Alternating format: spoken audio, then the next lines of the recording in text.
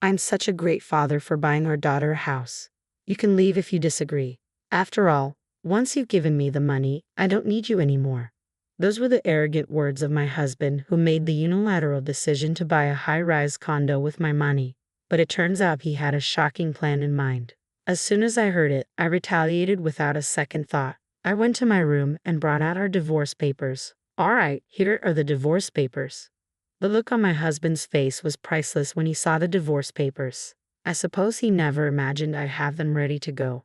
But the real counterattack was just beginning. I couldn't help but smirk. "My name is Lily Johnson. I'm a 50-year-old office worker who has loved the Japanese language since my student days. I can carry on a casual conversation in Japanese without any issues. When I was 23, I married for the first time. Unfortunately, my husband left this world just 6 months after our wedding. The cause was a traffic accident. He was hit by a drunk driver. Back then, I couldn't accept the harsh reality and lived my days with a gloomy face. I received $500,000 in life insurance money after my husband's death, but no amount of money could bring him back. During the darkest times of my life, I was comforted by a man named Ethan Johnson. He was a coworker at my company who would listen to my story for hours on end. Over time, I found myself falling for him, and we married when I was 25. I never forgot about my first husband. I still vividly remember the times we shared, and I decided to keep the life insurance money untouched for emergencies. A year after marrying Ethan, we had a daughter, Mia. Maya is now an illustrator living on her own. With her grown up, one might think I'd have a peaceful life with my husband, but that's not the case. Our relationship started to deteriorate when Maya was in her junior year of high school because we couldn't agree on Mia's education. From the time Maya was born, Ethan had mapped out her future on his own. He repeatedly expressed his wish for Mia to attend a prestigious university, believing it would open up more opportunities for her future. He even enrolled her in tutoring services since elementary school. Ethan never pushed Mia too hard to study, so I didn't oppose. But Maya loved drawing more than studying, even as an amateur. I could tell she was incredibly talented. I had a hunch she might make it in her career someday. That hunch turned out to be right when, during her junior year of high school, Maya announced, "I want to be an illustrator in the future, so I want to go to an art school for university." I wanted Mia to pursue what she loved, so I agreed, but Ethan was vehemently opposed. "Go to a prestigious university like Harvard. After graduation, work for a big corporation. It's more secure and you'll be happier," he yelled, completely dismissing Maya's dream. Even when Maya suggested I could start by working for a company, Ethan wouldn't hear it. "An illustrator? You're just playing around drawing pictures. I didn't invest all this money in you for you to have such a frivolous career," he said harshly. I found myself stepping in. "There's no need to speak like that. It's Maya's life. Let her try," I said, but that only made Ethan angrier.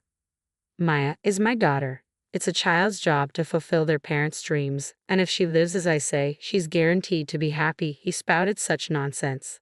There's no guarantee that attending a renowned university or landing a job at a big corporation equals a happy life. It was shocking to realize Ethan held such a distorted belief. I had hoped he would eventually come to understand and support Mia's decision, but that was wishful thinking. Despite our attempts to persuade him, our efforts were in vain. A deep rift formed between us. While I took on all the financial responsibility for Maya's education and living expenses, he seemed dissatisfied. I remember his constant complaining and snide remarks. Despite all this, Maya was admitted to her first choice art university and worked hard on her studies. She landed a job as an illustrator at a certain company and started living on her own. Though there are tough times like working through the night and on holidays, she's doing well. However, my husband still refuses to accept Mia's job. He constantly complains, saying we wasted money on tutoring services and that it's embarrassing to have such a failure as a daughter. I thought his views would change once he saw Mia standing on her own, but there's not even a trace of that. He's also been harsh towards me for siding with Mia. He yells about the food tasting bad or the cleaning not being done almost every day despite not being able to do any housework himself and leaving it all to me. At this point, I realized that this was his true nature. He seems to be the type of person who can't stand when things don't go his way. He was kind when Maya was obedient but changed dramatically when she expressed her desire to become an illustrator. It's probably due to his personality. Being at home was painful for me, and the company became my place of comfort. We work at the same company but in different departments so we can avoid each other. This made it easier to endure the growing tension at home. I received a certain offer, and hearing it, I made a big decision. One day, my husband suddenly said something unexpected. I've decided to buy Mia a brand new high-rise condominium. Maya is still my precious daughter, after all. I want her to live somewhere nice. I've already started the paperwork with a real estate agent. Despite his contempt for Mia, this sudden turn of events aroused suspicion. Moreover, I wondered if he had the money to buy a new high-rise condominium. Seeing my reaction, he smirked. Don't worry, you're the one paying for the high-rise condominium. What? Hold on a second. You can't just decide something like that without discussing it, I retorted. Ethan just scoffed. I know you've got $500,000 from your previous husband's life insurance, right? You can buy it with that. With your money, I'm going to live in the high-rise condominium with Mia. I had to put up with her, so I'm planning to make full use of her. You and Maya are ultimately my property, so just obey me. A surge of anger rose within me. He had decided to buy the high-rise condominium despite Maya and me. I couldn't comprehend his way of thinking. Incredibly, he carelessly revealed his scheme and intentions. Besides, there was no way I was going to let my important life insurance money be used for such a thing. I am truly a good father, buying a house for my daughter. If you oppose, it's divorce. Just give me the money, and I'm done with you. The moment I heard that, I struck back without mercy. I went to my room and brought out the divorce papers. Fine, here are the divorce papers. When I showed him the divorce papers, he was stunned. He must not have expected me to have them. But the real retaliation was just beginning. I smirked, facing my bewildered husband, and explained what I had been considering for some time now. I can't trust a man who discriminates against his own daughter like that. I'm tired of living a life where I'm constantly criticized by you. I decided a while ago to divorce you. I was just waiting for the right time to bring it up. And then you said you wanted a divorce. It worked out just fine. He must have intended the divorce talk to be a threat. Completely flustered, he stammered, you see. Ignoring him, I filled in the divorce papers. Come on, you write it down too. You want to be free from me too, don't you? When I urged him, he reacted in rage. What do you mean, divorce?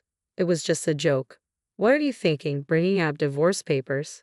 Hearing that, my anger reached its peak. I don't understand you either. I don't understand why you would buy a high-rise condominium just to spite your family. If you say we can't divorce, I'm willing to consult a lawyer. Begrudgingly, he filled in the divorce papers, but he was furious, saying, remember this? It seemed like he would retaliate in some form if I stayed in the house. I immediately left the house and submitted the divorce papers to the office. When I reported everything to Mia by phone, she was as angry as I was at my husband's outrageous behavior. That's terrible. You're right to divorce him. You can stay in my condo for a while, she said. I decided to take her up on her offer. That night, Maya and I discussed and planned our retaliation against my husband. About a week later, on a day off, Maya and I visited the house where my husband, or rather ex-husband, lived. Even though I had been living there just a week ago, it felt like someone else's house. When we rang the doorbell, he came out immediately. What do you two want? Did you come to apologize for what happened? My ex-husband asked, looking down on Maya and me with a condescending gaze. I was quite irritated but swallowed my anger and spoke in a slightly weak voice. That's right, I came to apologize because I thought I had done something wrong. I'm sorry, Dad. Maya also made a remorseful face, quite the actress. However, my ex-husband didn't realize it was a performance and seemed genuinely pleased. I see. So you've decided to reflect on your actions. I'm happy. However, he seemed curious about the bags we were carrying. What are you doing with all those bags? We were carrying bags that were filled to the brim in both hands, tied up so you couldn't see inside. I took a stack of $10,000 bills from one of the bags.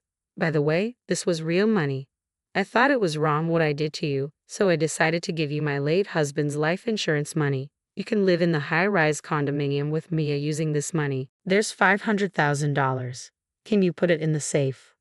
My ex-husband was entranced by the $10,000 stack of bills. Sure, please put it in the safe, he said, easily letting Mia and me into the house. Even though it had only been a week since we left, the house was littered with laundry and garbage. Come to think of it, my ex-husband was very bad at tidying up and doing housework. Imagining that he must be having a hard time living alone, I couldn't help but smile.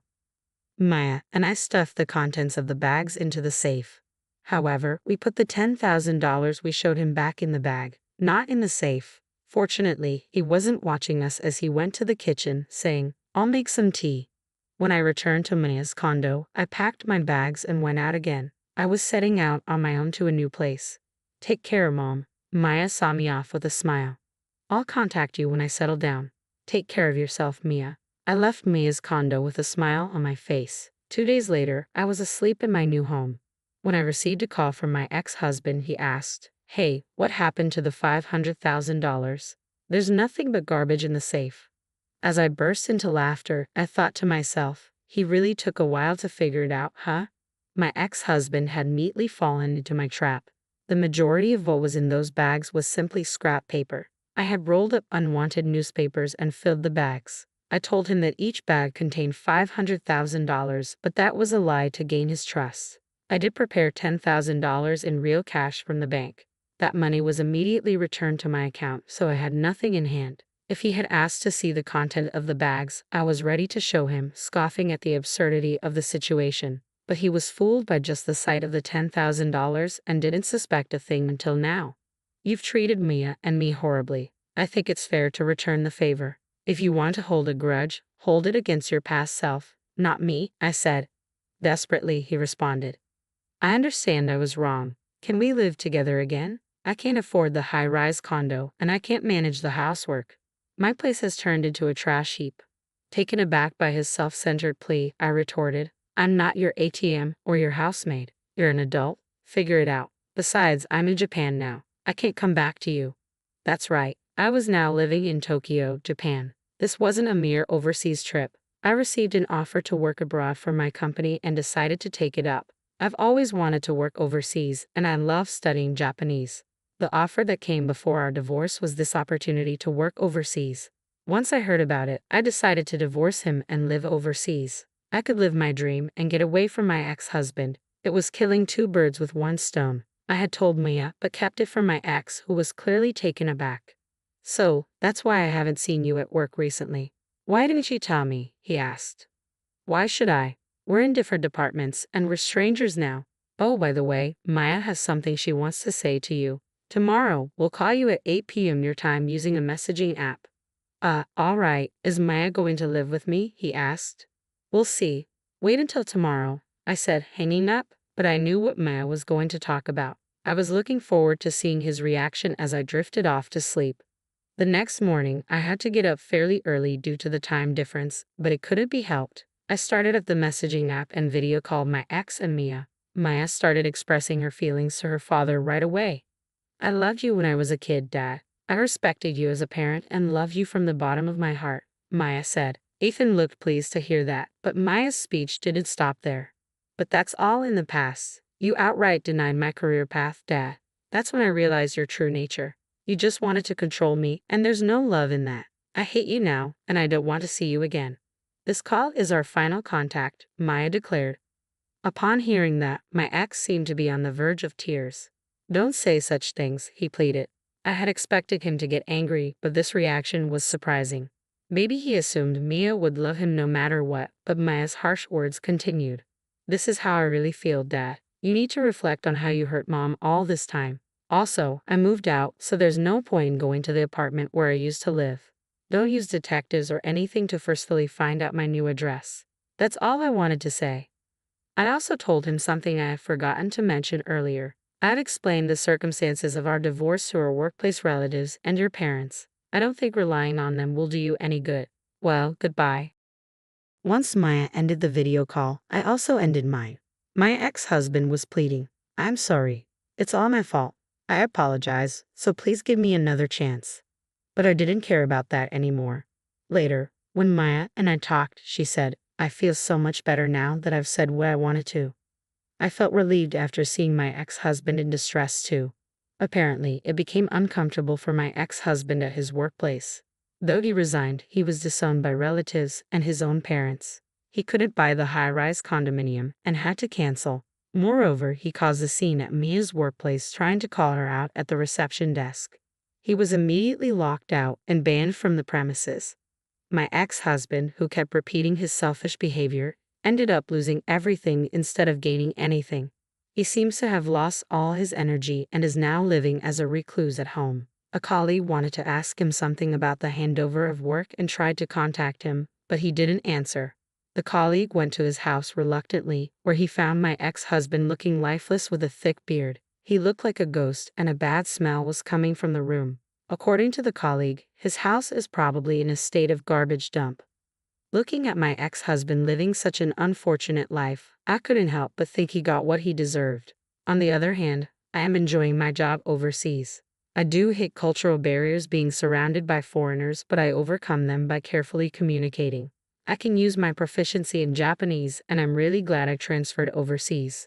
Maya is working hard as an illustrator, and it seems like she's been given some big projects recently. I have a lot of meaningful work, and it's fun, she said over the phone. It's a joy for me as a parent to see my daughter doing what she loves despite all the hurdles.